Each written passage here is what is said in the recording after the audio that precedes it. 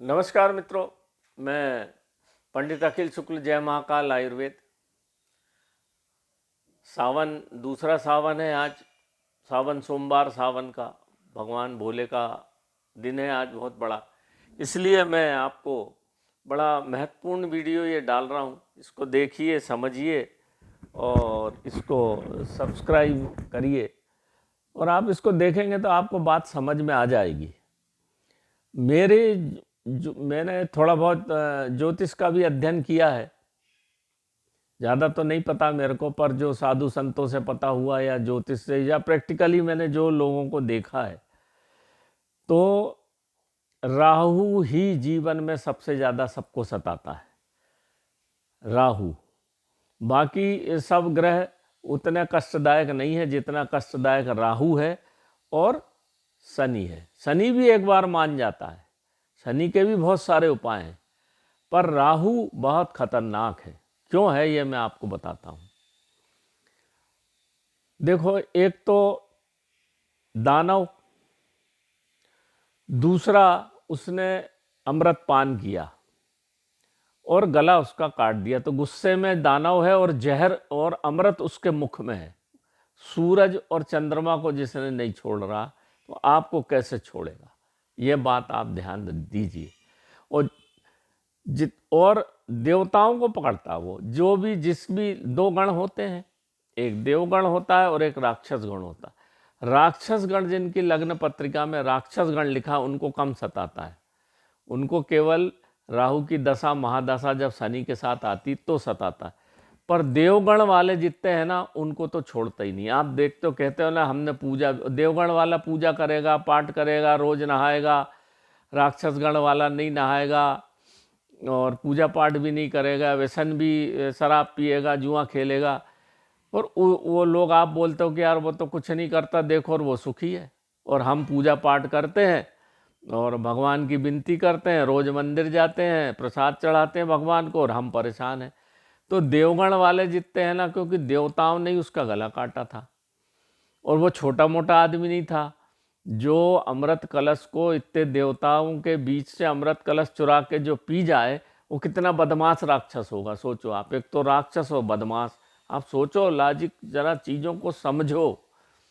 छोटा मोटा आदमी नहीं था वो।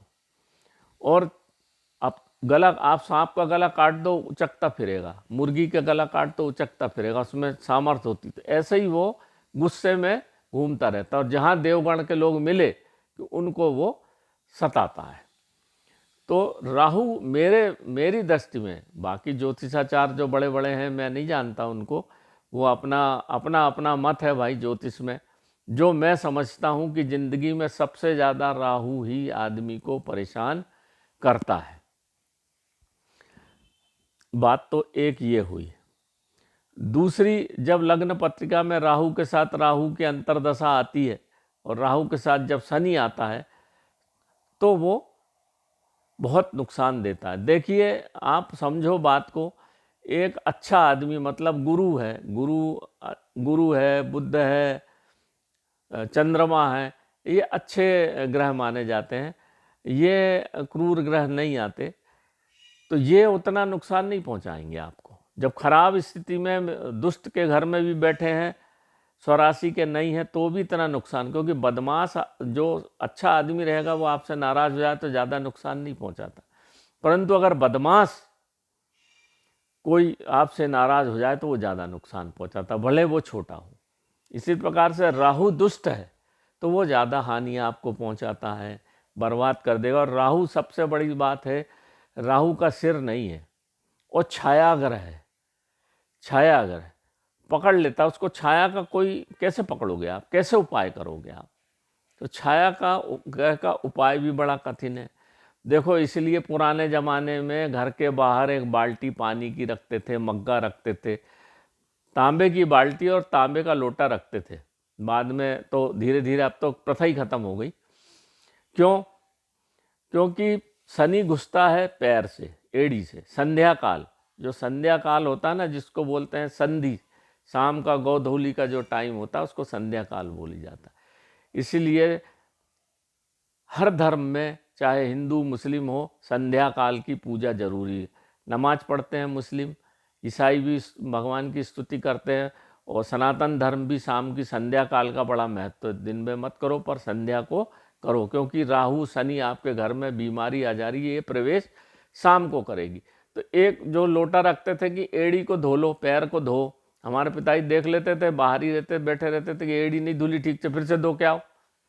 और मुंह, तो बुद्धि राहु पकड़ता है सिर को, पेट को, पेट की बीमारी पैदा करेगा, पेट का संबंध सिर से है, सिर को पकड़ेगा, बुद्धि को नष्ट कर देगा। आपकी बुद्धि जहाँ भ्रष्ट हुई तो आप शराब पियोगे, जुआ खेलोगे, अंधेरे में रहोगे, और लड़ाई झगड़, जितने मर्डर वाले हैं, जितने क्रिमिनल हैं पूरी दुनिया में, सबका राहु खराब है। आप देख लो लग्न पत्रिका उठा के कि सबका जो व्यसन करते हैं, जो बर्बाद हो गए हैं, जिनका व्यापार चला गया, राजा महाराजा, ये सब नष्ट हुए हैं राहु काल में। देखो, आपको रामचरितमानस को इसलिए मैं बोलता हूँ पढ़ना। राम भगवान, राम जो है, रा और माँ, ये बड़ा बड़ा मीठा शब्द है। और जिसके घर में रामचरितमानस का पाठ होता है, सावन भादो, रा यानी सावन, माँ यानी भादो, ये 2 माह जो रामचरितमानस का पूरा पाठ करता है, उससे राहु घबराता है। मैं अभी बताऊंगा क्यों, वहाँ नहीं पकड़ता। तो राहु से बचने के लिए रामचरितमानस का पाठ हमको करना चाहिए, क्योंकि परब्रह्म है, राम परब्रह्म है, परब्रह्म का कुछ नहीं कर पाता वो। अब एक बात और समझिए कि कोप भवन में जो क्या बोलते हैं, आपकी जो सरस्वती माता थी, राम को देवताओं ने सोचा अगर राज तिलक हो गया तो फिर हमारा काम तो बनेगा नहीं, वो राजकाज में लग जाएंगे, फिर हमारे ये दुष्टों को कौन मारेगा। तो उनने मंथरा की बुद्धि पर सरस्वती को विराजमान किया, और कैकई के दिमाग में उसने नाना प्रकार की चीज भरी, और राहु काल मतलब शाम के टाइम पे मंथरा ने काले कपड़े पहन के, कोप भवन होता था, वहाँ बैठ गई। बस उसकी बुद्धि में राहु घुस गया और वहाँ से सब काम बिगड़ गया। तो देखिए राहु कितना खतरनाक है आपके जीवन में। अब राहु के नाना प्रकार के उपाय हैं उससे बचने के। तो सबसे सरल उपाय है भगवान शंकर को जल चढ़ाना, नीले पुष्प, जो आप विष्णु कांता होती ना, नीले फूल की अपराजिता जिसको बोलते हैं, उसको पानी में डालकर भगवान शंकर को अगर जल अर्पित किया जाए, और उसके पुष्प, ये सावन का महीना बहुत बढ़िया, या कौरव पांडव का पुष्प बताया था मैंने, नीला, नीले पुष्प आपको बहुत कम मिलेंगे, बाकी हरे लाल गुलाबी सफ़ेद पुष्प आपको खूब मिलेंगे, पर नीले पुष्प आपको नहीं मिलते हैं। नीले पुष्प अगर भगवान को नीलकंठ कहा गया है, तो भगवान नीलकंठेश्वर को वृषकेतु भी कहते हैं, भगवान शंकर का एक नाम वृषकेतु है। तो जब जल चढ़ाते हैं, पुष्प चढ़ाते हैं, तो राहु का समन हो जाता है। भगवान शिव और राम 2 ही हैं जो इसको नष्ट कर सकते हैं, या फिर भैरव, अष्ट भैरव। तो भगवान शंकर को अगर आप नीले पुष्प का अर्पण करते हैं, यह बोल के कि भगवान हमको इस राहु से मुक्ति दिलाइए, तो आपका राहु क्षीण हो जाता है। नंबर 2, आपको किसी लोगों ने बताया भी होगा, मैंने वीडियो अधूरे उपाय बताते हैं। तो एक नारियल शिव का प्रतीक है, उसमें जटा है, आपके सिर का भी प्रतीक नारियल ही है। उसको नीले कपड़े में बांधिए पूरा अच्छे से, और उसके अंदर एक ये किसी ने नहीं बताया, एक हल्दी की गांठ और चावल रखिए, अक्षत और हल्दी की गांठ, गणेश और चावल अक्षत होता है, उसको बोलते हैं महाभोग, बिना भोग के। और एक तांबे का पैसा मिले तो ठीक है, नहीं तो आपके पास जो पैसा हो वो रखिए, और माँ नर्मदा के उत्तर तट पे जाना है, माँ नर्मदा के उत्तर तट, क्योंकि भगवान माँ नर्मदा के कंकर कंकर में शंकर हैं, आप जानते हैं। ऐसा 11 नारियल जिसको राहु की दशा, महादशा, अंतरदशा चल रही हो, सिर पे से उतारिए 11 बार, और 11 नारियल अर्पित कर दीजिए दोनों हाथ से, उसी से करवाइए, अर्पित करा दीजिए, आपका राहु शांत हो जाएगा। एक बार करना, सावन में अगर कर दो आप हर सोमवार 2 बार तो काम बन जाता है ना। ये तो 2 उपाय हो गए। तीसरा उपाय में धनुष बाण का एक है, मैं बताता हूँ आपको कि रामचरितमानस में सब कुछ है मित्रों, इसलिए मैं बोलता हूँ आप उसको पढ़ें। नप भुज बल, देखो लिखा है इसमें, नप भुज बलु शिव धनु राहु। शिव धनुष राहु के समान है। किसने बोला है? ये जनक जी ने। और गर्व कठोर विदित सब काहू, बहुत कठोर है वो। रावण मानु महाभट भारे, मतलब वहाँ जहाँ स्वयंवर हो रहा था वहाँ रावण और बाणासुर दोनों गए थे, स्वयंवर में दोनों गए थे, पर समझ गए थे राहु है यहाँ पे। देख सरासन गवहीं सिधारे, उनने देखा धनुष को पर छुआ नहीं, दोनों ने डर के मारे और निकल लिए वहाँ से चुपचाप बाहर। तो धनुष जो शिव धनुष था वो राहु के समान था। रामचरितमानस में भी राहु का उल्लेख और किसी का नहीं है, राहु का उल्लेख है। रावण जैसा बलवान भी सरक गया और बाणासुर भी छुआ नहीं उसने। शिव धनुष शिव राम ने तोड़ा, राम उसके काबिल थे राहु को साधने के। इसलिए रामचरितमानस को पढ़ने से राहु का समन होता है, ये स्पष्ट बाबा तुलसीदास ने भी लिख दिया है। घर में कभी भी धनुष बाण मत रखिए। धनुष को संभालने वाले 4 आदमी थे, देखिए। एक तो परशुराम, वो भी भगवान शिव के अवतार, राम वो भी विष्णु के अवतार, और सूर्यपुत्र कर्ण पर परेशान रहा वो, और एक अर्जुन, और उनके फिर गुरु द्रोणाचार्य। अर्जुन भी अंतिम समय में बहुत खराब स्थिति में गए, और 2 तो भगवान ही थे तो उनका तो कुछ नहीं हुआ, पर कर्ण सूर्यपुत्र होके उसका बुद्धि भ्रष्ट हो गई और वो किसके साथ चला गया? दुर्योधन के साथ। पूरा यश खत्म हो गया, सब कुछ खत्म हो गया। इसीलिए, और जो आपका धृतराष्ट्र था अंधा, उसके सिर पे भी राहु सवार था, उसके पुत्र के सिर पे भी राहु सवार। भगवान कृष्ण की बात नहीं मानी जिसने, वो मानने ही नहीं देता, बुद्धि भ्रष्ट हो जाती है। आप लाख समझाओ ऐसे आदमी को जिसका राहु खराब है, वो समझेगा ही नहीं।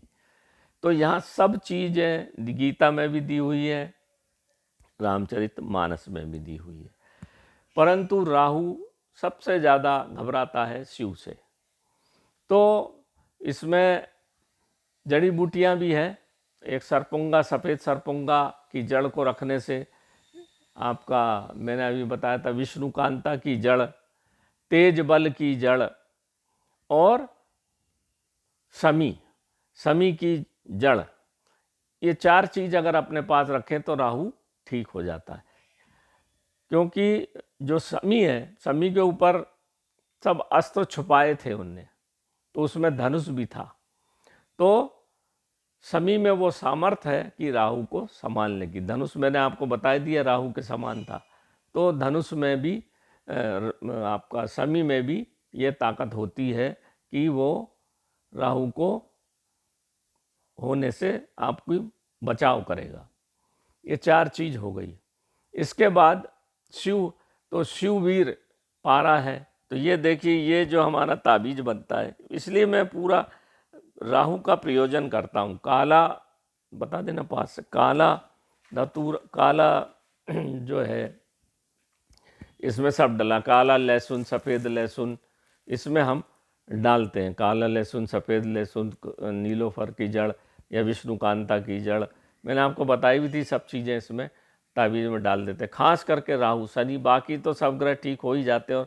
और सफ़ेद पलाश जो ब्रह्म वृक्ष है, ब्रह्म मतलब राम, तो जब इसमें डालते हैं तो आपका राहु ठीक होता है और धीरे धीरे आपका काम बनने लगता है। दूसरी चीज़ हमने डाली थी, आपको बताया था, इसमें भी ब्रह्म वृक्ष, ये जो 2 पारद गुटिका, और इसमें जो धतूरा होता है वो असल में काला नहीं, नीला होता है, तो राहु का शमन करता है। और ये पारा है, शिव पार्वती है, शिव पार्वती गुटका, जब तक शिव शक्ति साथ नहीं होगी तो काम नहीं करती। इसलिए हम ये शिव शक्ति, शिव पार्वती के समान, ये शिवलिंग के समान इसको लिंग यानी चिन्ह होता है, लिंग यानी आपका मूर्त इंद्री नहीं होती। ये देखिए, ये ऐसा बनाते हैं इसको, ताकि शिव पार्वती आ जाए और आपको फायदा दे। और ये जो गुटिका लगती है, ये ब्रह्मवृक्ष सफ़ेद पलाश की जड़ की लगती है। तो इस तरह से ये विग्रह बाबा महात्माओं का बताया हुआ है। तो इस तरह से हम विग्रह पहले गोल बनाते थे, फिर जब हमको ज्ञान हुआ तो ये इस तरह से हम इसको बनाते हैं। अब ले जाओ भाई। अब क्या होता है कि जब हम इन सब चीज़ों का प्रयोग करते हैं, राहु ने जो कुछ भी आपके जीवन में नुकसान किया है, धन का, संपदा का, दोस्ती का, यारी का, नशे का, तो ये धीरे धीरे प्रभाव हटता है, एकदम से पीछा नहीं छोड़ता। जैसे जैसे हम इसको पहन के धारण करके और पूजा पाठ करते हैं, तो फिर धीरे धीरे इसका प्रभाव 21 दिन में, किसी को 2 माह में, कि ज़्यादा स्थिति खराब हुई अगर राहु की जन्म लग्न पत्रिका में, तो 3 माह भी लग जाते हैं, पर राहत तुरंत मिल जाती है। आपने जैसे इसको धारण किया, हम धूप भी देते हैं, महेश्वर धूप, इसलिए मैं महेश्वर धूप का उपयोग बताता हूँ। और मेरे जो चीज़ है ना, आज मैं बता दूं आपको, महेश्वर धूप इसलिए बताता हूँ कि शोधन हो जाए, राहु काल से मुक्ति मिले, शनि से मुक्ति मिले। आपको जो सरसों का दीपक नारायण है, वो भी राहु को काटता। शाम को तिल तेल का दीपक जलाना कि राहु शनि घर में ना घुसे। फिर हमको उसकी जो पूरा धुआं घर में फैलाना है, आपको जो धूप देते हैं, धूप दीप बड़ी, दोनों चीज़ें जब मिल के होता है सब काम, तो इस सब से बचते हैं। तो और कलयुग में देखो आप, सतयुग में भी, द्वापर में भी, सब जगह राहु था। राम को भी वनवास जाना पड़ा, कृष्ण भी परेशान हुए, पर सतयुग में क्या रहता था, सत्य का बल था, पूजा पाठ होती थी, लोग सत्य बोलते थे, तो सत्य के बल से वो ज़्यादा नुकसान नहीं पहुंचाता था। द्वापर में भी कृष्ण थे, भगवान थे, और पूजा पाठ होती थी। पर कलयुग में दान का बल है, दान कोई देता नहीं। कलयुग में दान का बल है, दान के बल से भी राहु का, इसलिए पहले सीधा निकाला जाता था, हर मंदिर में दान करते थे, तो उससे राहु का प्रभाव कटता है। कपड़े दान करना चाहिए भिखारियों को, गरीबों को, तो उससे भी राहु का प्रभाव घटता है। पर कलयुग में राहु का प्रभाव बहुत ज़्यादा है, बहुत ज़्यादा। इसलिए जो भी जादू टोना उच्चाटन जो करते हैं ना, वो दिमाग पे ही करते हैं। उच्चाटन का प्रभाव बहुत ज़्यादा हो रहा है, उच्चाटन की क्रियाएं बहुत ज़्यादा हो रही, और इसलिए इस गुटका को और ताबीज को हम गले में धारण कराते कि उच्चाटन कोई ना कर सके। तो मित्रों, ये छोटा सा एक वीडियो था जो मैंने राहु के संबंध में बहुत दिन से सोच रहा था। सावन सोमवार के उपलक्ष्य में मैंने कहा डाल दूँ। आप लोग सब जो है, जिनके देवगण वाले हैं, वो बोलते हैं कि हम तो यार पूजा करते हैं, हमने किसी का बुरा नहीं किया, फिर क्यों नुकसान। तो राहु तो भैया देवगण वालों को ही परेशान करता है, करेगा ही। उसका उपाय कर लीजिए, मैंने आपको सब। और एक और उपाय है उसका, चांदी का धनुष बनाकर माँ नर्मदा में बहा दीजिए और हाथ जोड़ लीजिए, उससे भी होता। धनुष बाण कभी अपने घर में मत रखना। गोंड भील कोरकू देखिए, धनुष बाण अपने घर में रखते हैं तो कितनी सरकार आज तक नंगे हैं, वो खाने को कुछ नहीं है, आज भी जैसे थे वैसे हैं। तो धनुष बाण अगर आपके घर में कोई फोटो भी हो, तो भगवान राम की बात अलग है, वो सामर्थ्यवान है, वो आपका वो संभाल सकते हैं। पर आप अपने घर में धनुष बाण फैशन के लिए जो रखते हो ना, देखना आपके घर में बर्बाद हो जाएगा। कभी नहीं रखना। राजा महाराजाएँ रखते थे शास्त्रागार में, अपने घर में नहीं रखते थे वो। जब लड़ाई हुई तब निकाल लिए, बाकी वहीं जमा कर दिए। तो अगर धनुष बाण आपके घर में, दो धनुष खरीद लाते फैशन के लिए, मत रखिए, उससे हमेशा नुकसान होगा आपको। आप उसको तत्काल घर से निकाल दीजिए। तो नमस्कार मित्रों, मैं पंडित अखिल शुक्ल, ये छोटा सा वीडियो है डाला है, सब्सक्राइब करिए, देखिए, सबको बताइए, ताकि सब इन उपायों से अपने जीवन को सुरक्षित कर सके और राहु से मुक्ति मिल सके। रामचरितमानस का सावन भादों में पूरी पढ़ डालिए, आपको 90% लाभ तो इसी से मिल जाएगा। बाकी फिर जैसी आपकी मर्जी। जय महाकाल, जय माँ भगवती, जय भोलेनाथ। नमस्कार मित्रों।